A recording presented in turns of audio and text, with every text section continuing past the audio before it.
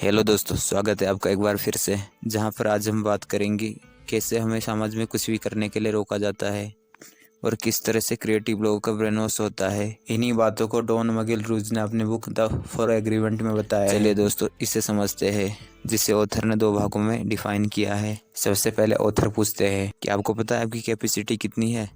क्या आप जानते हैं आप कहाँ पहुँच सकते हैं? कहीं आप भी उस हाथी की तरह तो नहीं सोचते जो चिड़ियाघर में बंद है, जो सोचता है मेरी जिंदगी बस इस चिड़ियाघर के क्षेत्रफल की जितनी है। ऐसे एग्जाम्पल देते ऑथर ने समाज की कई कमियों की बात की है, जिसमें पहला पार्ट है ब्रेन वॉश। समाज में हमें कई तरह से डोमेस्टिकेट किया जाता है। जैसे फॉर एग्जाम्पल, तुम ये काम नहीं कर सकते क्योंकि आज तक तुम्हारी फैमिली में से किसी ने नहीं किया, तुम भी इस काम को नहीं कर सकते। तो इस तरह की बातों से ब्रेन वॉश होता है। उसके बाद वो बंदा उस काम को करना तो दूर की बात है, सोचता तक नहीं। जैसे आपने देखा होगा, मजदूरी करने वाले लोग ज़िंदगी भर मजदूरी करते रह जाते हैं। वो कभी नहीं सोच पाते थोड़ा सा पैसा सेव करके कोई दुकान या कुछ अपना बिजनेस कर लो। लेकिन लोगों की बातें सुन के वो मान लेते वो सिर्फ मजदूरी कर सकते हैं, क्योंकि समाज में इसी तरह की बातें होती है। और इन्हीं में से कोई समझदार बंदा लोगों के सामने बोले मैं अपना बिजनेस करूंगा, तो लोग उसे पागल समझते हैं। और इस तरह मिडिल क्लास फैमिली में भी माँ बाप अपने बच्चों को कुछ करने नहीं देते। हो सकता था वो अच्छे सिंगर बन जाए या फिर कोई स्पोर्ट्स प्लेयर, लेकिन कभी भी माँ बाप अपने बच्चों को नहीं समझते, बल्कि उन्हें भी बाकी बच्चों की तरह भेड़ चाल में चलना सिखाते हैं। हो सकता था वो कोई क्रिएटिव काम कर ले, लेकिन पेरेंट्स को तो बस लाइफ सिक्योर करने की पड़ी है। और यही बातें वो आगे चलकर अपने बच्चों को भी सिखाते हैं, जिसे आपने अपने आसपास देखा होगा। तो इस तरह से दोस्तों शुरू से ही बच्चों का ब्रेन वॉश किया जाता है। लेकिन ऑथर ने इसके सॉल्यूशन के लिए 3 स्टेप्स बताए हैं: अवेयरनेस, फॉरगिवनेस और एक्शन। आइए अब इन्हें एक एक करके समझते हैं। सबसे पहले अवेयरनेस। कहने का मतलब है आपको हर चीज़ में जागरूक होना चाहिए। जैसे लोग अगर आपको किसी काम को करने के लिए रोकते हैं तो उसके बारे में उनसे सवाल पूछना चाहिए। आखिर में ये काम क्यों नहीं कर सकता? आपको कैसे विश्वास है कि आपकी बात सही है? तो ऐसे आप उनकी बातों पर ऑब्जेक्शन उठा सकते हैं। अब दूसरा है फॉरगिवनेस। हमेशा याद रखें, लोग आपको अपनी बातों से दुखी करते रहेंगे, इसलिए उनकी बातों को ज़्यादा दिल पे ना लगाए। उसकी जगह उन लोगों को माफ़ कर दो, या फिर उनसे ये सोचकर दूर हो जाओ वो आपके बारे में कुछ नहीं जानते। और तीसरा चीज़ है एक्शन, क्योंकि अपने आप तो एक पत्ता तक नहीं हिलता।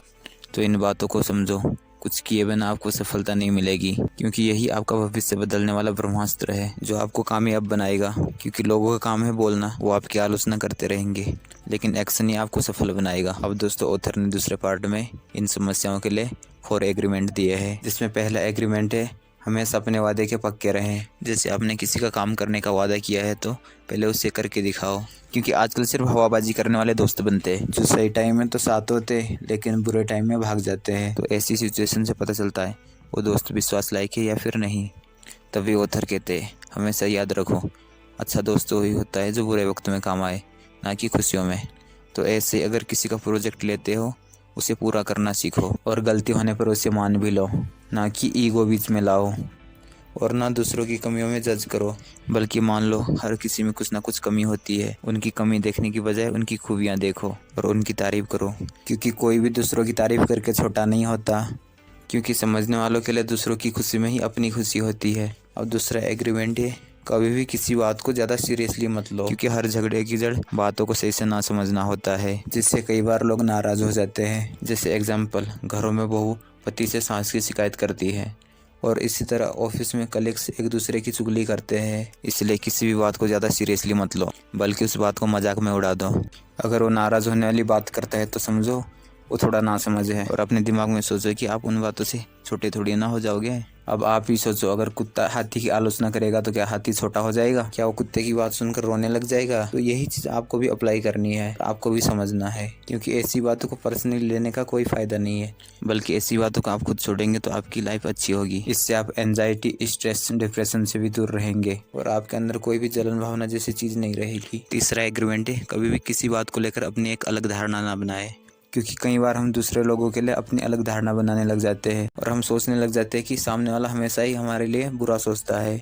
लेकिन क्या पता, हो सकता है उसे सच में हमारे काम में कोई जेन्युइन कमी नज़र आए। तो कभी भी दूसरों के लिए गलत सोच ना रखें, बल्कि उससे अच्छे से बात करके सारी समस्या को सुलझा ले। क्या पता, हो सकता है आप सच में कुछ ऐसा गलत कर रहे हैं जिसके बारे में वो आपको सुधारने के लिए अच्छी एडवाइस दे सकता है। लेकिन हमेशा ध्यान रखें, उससे पूछने से पहले खुद एक बार चेक कर ले, नहीं तो क्या पता वो आपको बेवकूफ़ बना रहा हो। अगर ऐसा भी होता है तो उसे माफ़ कर दे या उन लोगों से दूर रहे, क्योंकि एक बड़े दिल वाले व्यक्ति में यही खास बात होती है लेकिन अगर वो व्यक्ति आपको परेशान करता है, क्या पता वो बहुत नीच सोच वाला हो, शुरू में हो सकता है वो आपको परेशान करे, लेकिन समय के साथ साथ वो आपके नेचर को समझ जाएगा और आगे चलकर उसका भी नेचर आपकी तरह बन जाएगा। क्योंकि हो सकता है वो ज़्यादा समय के बाद अपने बर्ताव से खुद शर्मिंदा हो जाए और वो भी बदल जाए। अब चौथा एग्रीमेंट है, हमेशा अपने काम में बेस्ट देने की कोशिश करें, क्योंकि अगर आप अपना 100% देते हो, आप में भी कॉन्फिडेंट रहेगा और आपके आसपास के लोग भी खुश रहेंगे। आप अक्सर देखते होंगे नौकरी में बहुत सारे कर्मचारी ऐसे होते हैं जो अपनी जॉब से नाखुश होते हैं और ऐसा लगता है वो काम भी मजबूरी में कर रहे हैं और लगता है वो काम करके किसी पे एहसान कर रहे हैं, क्योंकि ऐसे लोगों में सेवा भावना नहीं होती। वो कर भी रहे होते तो बस अपनी सैलरी के लिए। ऑथर कहते हैं एटीट्यूड होना चाहिए, लेकिन पॉजिटिव, ना कि नेगेटिव। ऐसे लोग हमेशा ही दुखी रहते हैं और दूसरों को भी अपने काम से दुखी करते हैं। लेकिन अगर आप अपने काम को पूजा मान कर करेंगे तो आपको इस काम को करने में भी मज़ा आएगा और ये देखकर सामने वाला भी आपकी तारीफ करेगा, जिससे उसकी नज़र में आपकी इज्जत और बढ़ जाएगी। क्योंकि एक अच्छा कलर को ही माना जाता है जो अपनी ऑफिस के बाहर भीड़ ना लगने दे। नहीं तो बहुत सारे कर्मचारी तो ऐसे होते जो बस दूसरों को तंग करने में लगे होते हैं। तो इसीलिए आपने अगर समाज में नाम कमाना है, अपना एक अलग एग्जाम्पल सेट करना होगा। आपको कुछ ऐसा करना होगा जो आज तक किसी ने नहीं किया होगा। इससे आपकी तारीफ होगी और एक अलग प्रकार की पहचान बनेगी और लोग आपको अपना रोल मॉडल मानेंगे।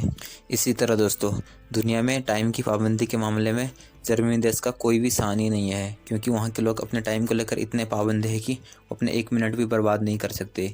इसका अंदाज़ा आप उनकी ट्रेन की टाइमिंग को देखकर लगा सकते हैं, क्योंकि वहाँ की ट्रेन 1 मिनट भी लेट नहीं होती। तभी आज वो इतना छोटा देश होने के बावजूद भी दुनिया में इतना ज़्यादा अमीर है।